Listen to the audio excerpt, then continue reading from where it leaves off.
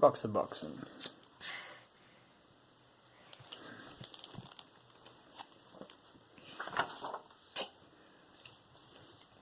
Roxaboxen by Alice McLaren. Roxaboxen. Roxaboxen by Annabelle. Marion called it Roxaboxen. She always knew the name of everything. There across the road it looked like any old rocky hill. Nothing but sand and rocks, some old wooden boxes, cactus and greasewood and thorny ocotillo. But it was a special place. The street between Roxaboxen and the houses curved like a river, so Marion named it the River Road. After that you had to ford a river to reach Roxaboxen. Ford means cross. Of course, all of Marion's sisters came, Anna May and Frances and little Jean, Charles from next door, even though he was 12. Oh, and Eleanor, naturally, and Jamie with his brother Paul. Later on there were others, but these were the first. Well, not really the first. Roxaboxen had always been there, and must have belonged to others long before.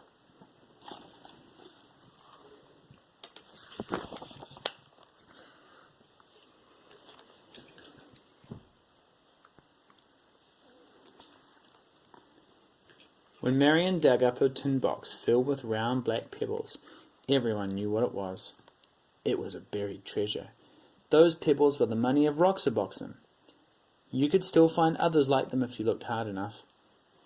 So some days became treasure hunting days, with everybody trying to find that special kind.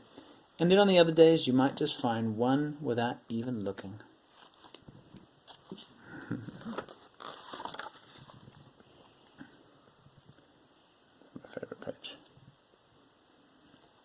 A town of Roxaboxen began to grow. A town of Roxaboxen began to grow. Traced in lines of stone. Main Street first, edged with the whitest stones. And then the houses. Charles made his of the biggest stones. After all, he was the oldest. At first the houses were very plain, but soon they all began to add more rooms. The old wooden boxes could be shelves or tables or anything you wanted. You could find pieces of pottery for dishes. Round pieces were best. Later on there was a town hall. Marion was mayor, of course. That was just the way she was. Nobody minded. This is the same page. After a while they added other streets. Frances moved to one of them and built herself a new house outlined in desert glass. Bits of amber, amethyst, and sea green, a house of jewels.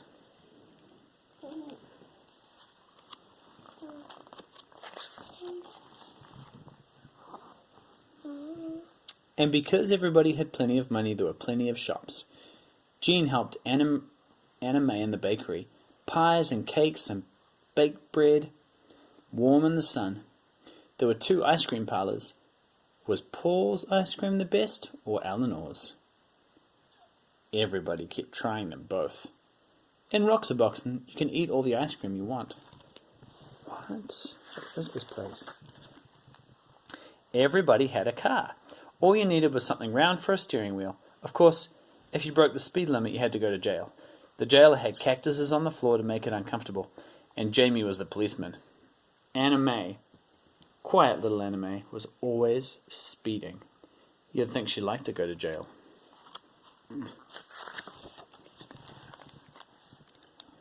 But, if you had a horse, you could go as fast as the wind.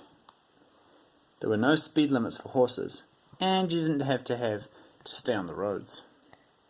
All you needed for a horse was a stick and some kind of bridle, and you could gallop anywhere.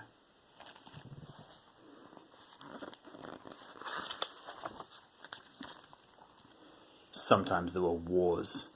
Once there was a great war. Boys against girls. Charles and Marion were the generals. The girls had Fort Irene, and they were all Girl Scouts. The boys made a fort at the other end of Roxaboxen, and they were all bandits. Roar. Oh, the raids were fierce, loud with whooping and the stamping of horses. The swirling swords of Ocotillo had sharp thorns, but when you reached your fort, you were safe. Should we do that? Do what? Do a war. Sure. Roxaboxen had a cemetery in case anyone died, but the only grave in it was a dead lizard. Each year when the cactus bloomed, they decorated the grave with flowers. I've never seen this page. Me either. It's a new story.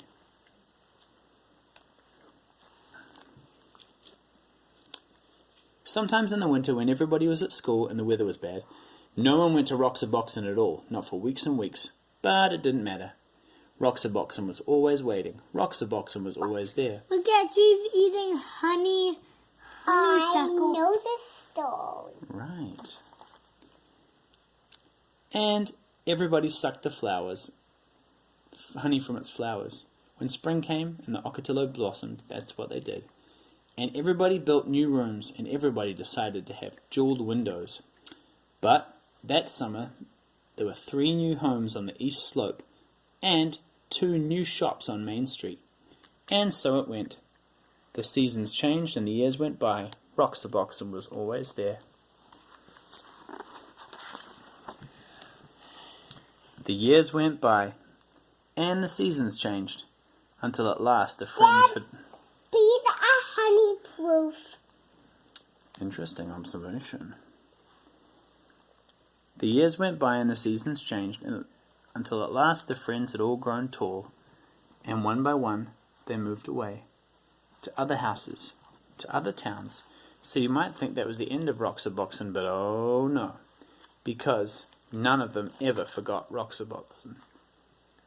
Not one of them ever forgot. Years later, Marion's children listened to stories of that place, and fell asleep dreaming dreams of Roxaboxen.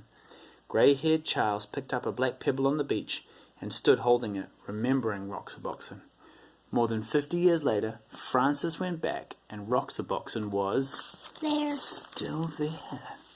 She could see the white stones bordering Main Street, and there, where she had built her house, the desert glass still glowed.